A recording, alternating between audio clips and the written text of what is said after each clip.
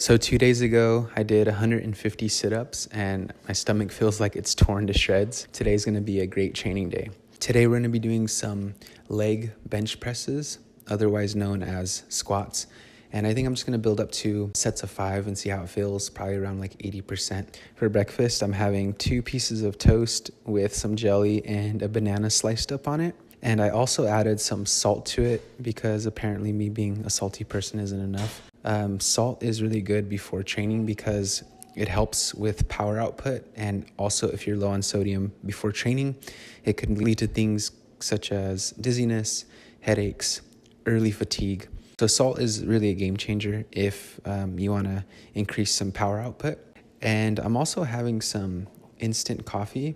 I know that a lot of people don't like instant coffee, but I do.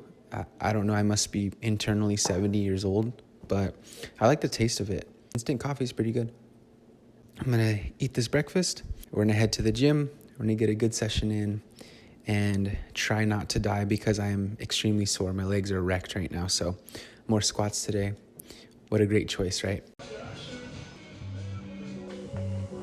I feel like when I'm warming up, it's more just mentally preparing myself for the shenanigans that are about to ensue. And you might be asking yourself, Johnny, your legs are sore, so why are you squatting today? And the answer is, I don't know. But honestly, I think that having a goal to something to shoot for and work for is really important. So I want to squat 500 in these next few months. I want to build back up to that. My lifetime best is 506 pounds on the squat, but I think having goals and something to set for yourself makes you come in and work hard at it rather than not having anything to go for. And I think that's with anything in life, right?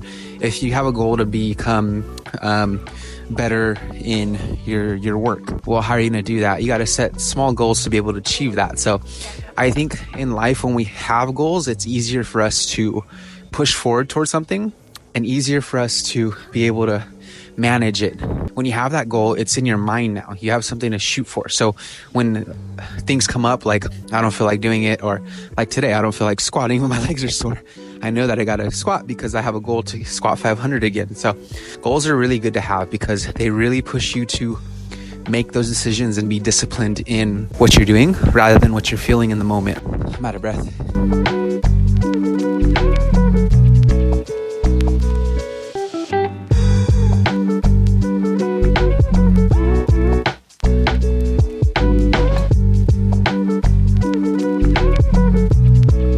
I have this weird thing where sometimes I feel better when I'm sore, especially when it comes to lifting.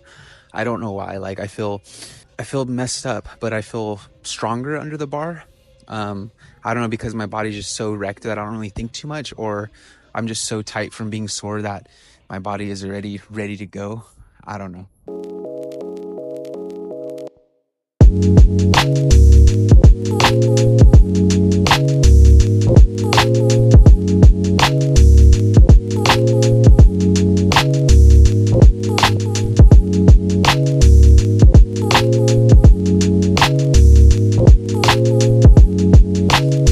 Okay, body's starting to feel better. I'm starting to warm up now and starting to get going. I think the biggest thing, especially before coming to the gym, is like the mental side when you're like, no, I don't want to go in there because I don't feel good.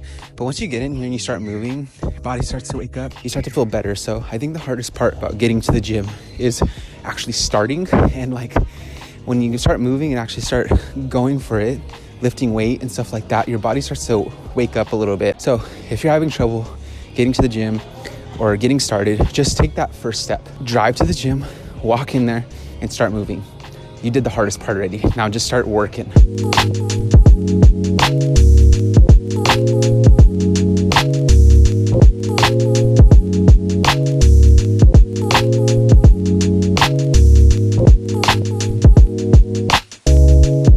I think the first time I squatted 300 pounds, I was around 16 years old.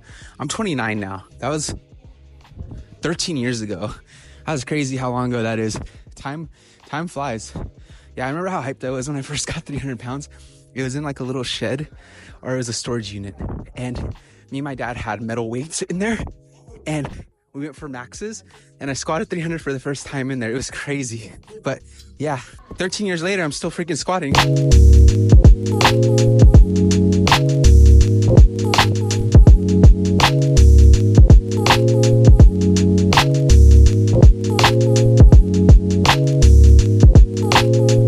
$345 felt pretty good, actually. I'm gonna go 365 and hit that for 5. I think that'll be my last set. And again, I'm not trying to go for a max 5 reps, but I want it to be kind of heavy, like 80%.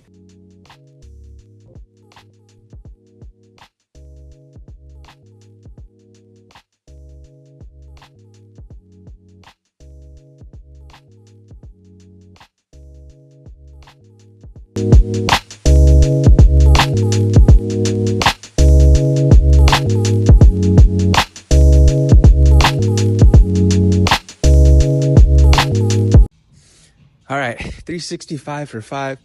It was tough, and I actually lost balance on that first rep, which I normally never do. That never really happens, but I think because I'm so sore, I threw my weight a little bit in a weird position. I wasn't in the middle like I'm supposed to be, and I kind of shifted a little bit, but I was glad I was able to catch myself and hit the other 4 reps. So yeah, again, I'm really sore, but I came in, I got under some weight, and I pushed myself and surprised myself, right? Because last week, again, I said I only got, I think, 3 reps, and I stopped there. Today, I got 5 reps. So good, small progress, little wins here and there. And I think that's the how we shoot for goals is little wins, right? We keep stacking up those things. We keep believing that we can do it. We keep pushing forward despite how we feel. We keep believing that we can do something tough and make it through. And that's how we get stronger. So yeah, that was a good squat session. I'll probably do some accessory pieces right now. I got a couple minutes until I got a personal train. So I'll probably do some lunges.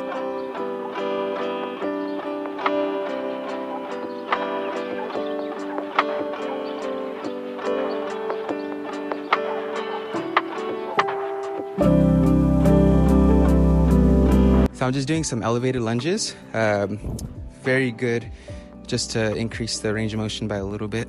And I'm going light, I'm not really going super heavy. The goal with these are just to build more stability in each leg and get some more work done, especially on that single leg strength. Definitely carries over to your squat. So I'm gonna be doing like 3 sets here, 3 sets of 8 on each side. And I think the thing with training is not going overboard, especially if you push yourself really hard daily. You got to make sure when you pull back a little bit and kind of keep working at certain pieces that are going to help you in the long run rather than short term. I feel like one of the biggest blocks that we have is our own self, especially when it comes to not just training, but life in general. If you want to get better at something, you got to really believe that you can go for it. And I don't want it to be like a cheesy, corny thing, but like, you got to really believe that if you take the steps necessary to get to that goal, you can make it happen.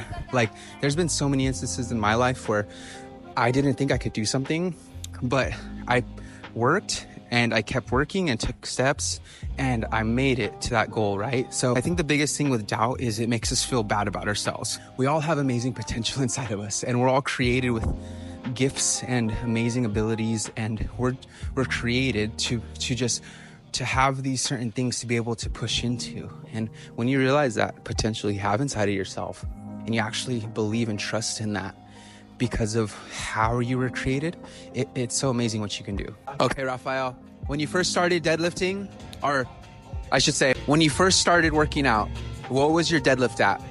105. 105? And what did you just deadlift right now, dude? I think that's 185. 185, yep. Dude, that's sick. I'm proud of you, bro. Good job.